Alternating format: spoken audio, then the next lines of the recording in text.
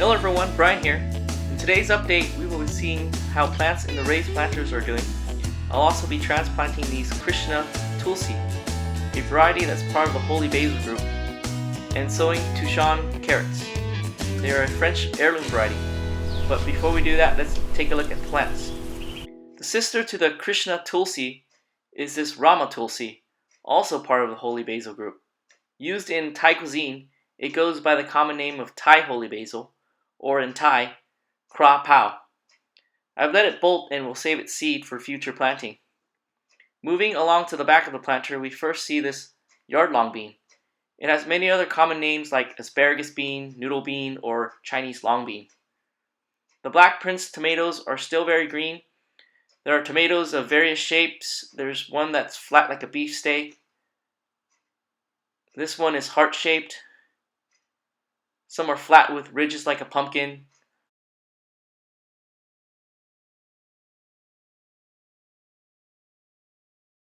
Some are round. All sorts of shapes happening here. Shapes for me, shapes for you, shapes for everyone. Last year I had a total crop failure when it came to Black Prince tomatoes, so this is more than making up for it. This Black Prince was sowed much later, and it too has set fruit. It has a couple of clusters with round tomatoes. Swinging to the back, I want to show you something that I did not see very often.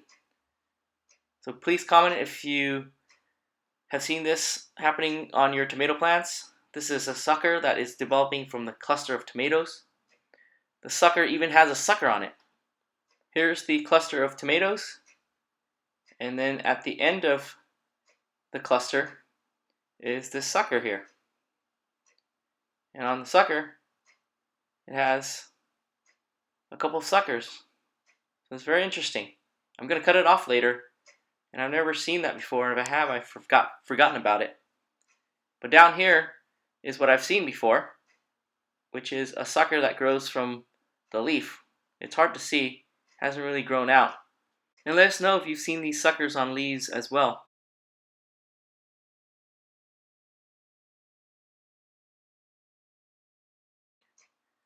Also down here, we find evidence of a possible tomato hornworm presence. The dropping gives us a clue as to its size and its possible location. Hornworms are masters of camouflage, especially when they're small. I've yet to locate the guy leaving behind these droppings. I'll try once more to locate him on camera. Usually I check out the vicinity where the droppings are. Oftentimes they chew up the leaves, and that gives us a clue.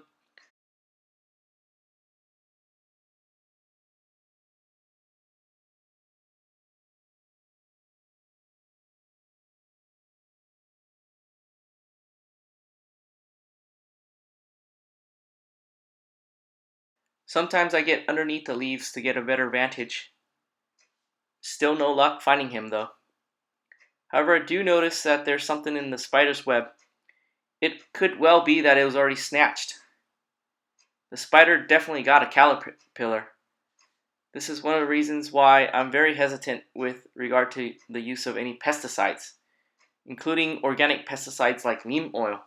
The pesticide's going to kill the spider, and without the spider I may be having to use more pesticide to kill the caterpillar, so that's why I'm very hesitant about using pesticides. Here I'm still checking for the hornworm and it's not here. So here I want to show you how rigid the tomato plant is. It's probably a sign of good health, because what normally I do is I will begin to wrap the tomato plant around the pole, and that's how I train tomato plants, the indeterminate ones, that is. This is another yard-long bean, and this is a beefsteak tomato. Let me get around to give you a better shot. So coming around, and here it is again.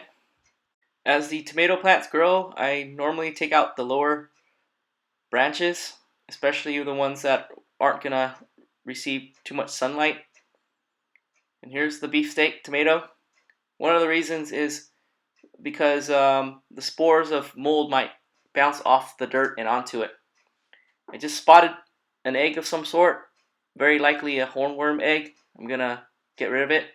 When I'm out in the garden, I'm always spotting for pests and problems. You'll see me touching plants a lot. Sometimes I'm showing you the size of the plant. Other times I'm looking for eggs and caterpillars. This one is the Queen Anne tomato. When it ripens, it stays green. And these are Italian Roma bush tomatoes. All the tomatoes in this bed and all the tomatoes I grow, they're all heirloom varieties. In the middle is an open space. 2 episodes ago, you saw the tomatillo. I had to get rid of it because the tomatillo created this giant canopy that was blocking out all the sun. The Roma tomatoes are starting to lean towards the edge of the planter. Normally, I would cage it or provide it support, but it looks like it can hold up on its own. I'm not too terribly worried right now. The tomatoes aren't touching the ground because they're on the raised bed, so I'll keep an eye on it. I've also added more dirt to the base of the tomato plants. And the extra dirt will encourage root formation, which will help it with nutrient draw from the dirt and also with supporting itself. Just a second ago, you saw the sucker with a tomato on it. And for indeterminate tomatoes, that's one of the reasons why they're not suckered. Suckers will produce fruit, and suckering them will take away that possibility. This is a Ping Ting eggplant.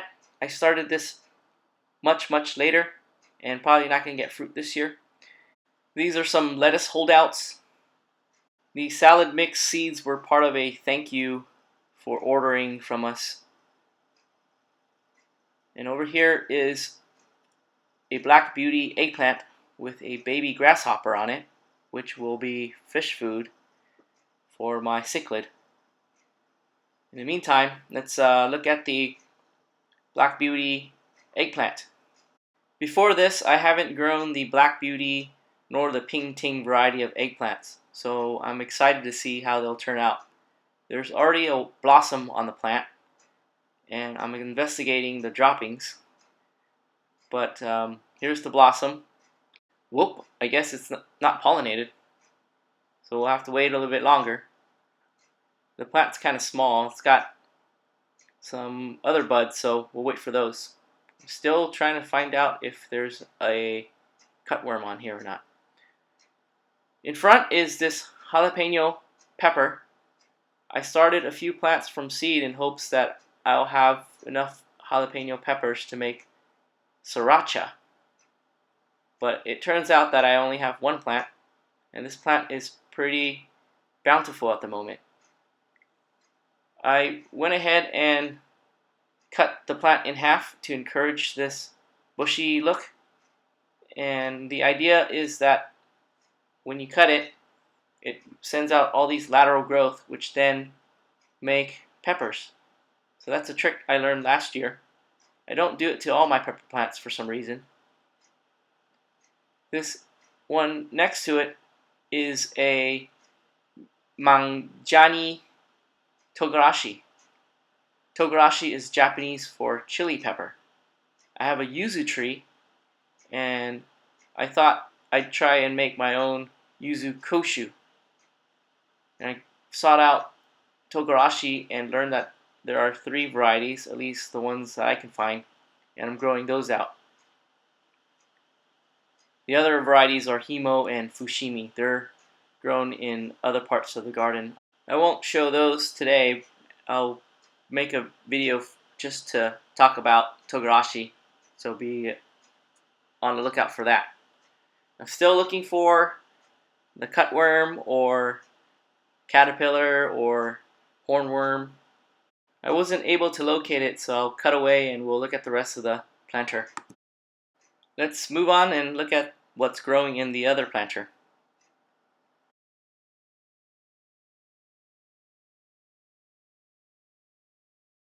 These are Tokyo long white scallions, some Thai bird eye chili peppers. These are Zebrun shallots, another bird eye pepper, some parsley, some broadleaf parsley. This is a Abigail's coffee okra being grown for Gardens of America project. Won't get into that. Back here is a Kerlankic melon that's being grown for Gardens of America project. And sandwiched between the Kerlankic melon are some Black Prince tomatoes. Here's another Kerlankic melon. Here is a Black Prince tomato. And once again, I lost all my Black Prince tomatoes last year, and I've overcompensated by planting a lot. So, which means I don't have the other varieties that I normally plant. I do have a beefsteak and I believe a black crim elsewhere in the garden. These are some powder star pole beans. They're for Gardens of America project.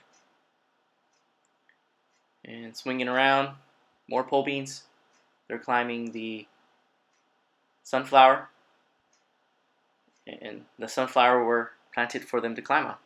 So I'm glad that they're climbing on the sunflower. These are some Italian Roma bush tomatoes. I'm growing a lot. I want to see if I can make a salsa, or if not, I'll sun dry them. Here's another one. This is a Ziyang sweet watermelon for Gardens of America project, and we have one watermelon that's for sure pollinated and will turn into a watermelon, hopefully. So that's what's over here. Let's go back over there and transplant some Krishna tulsi. They're sown in a pot and they're now ready to be transplanted. Tulsi and basil in general are pretty transplant hardy.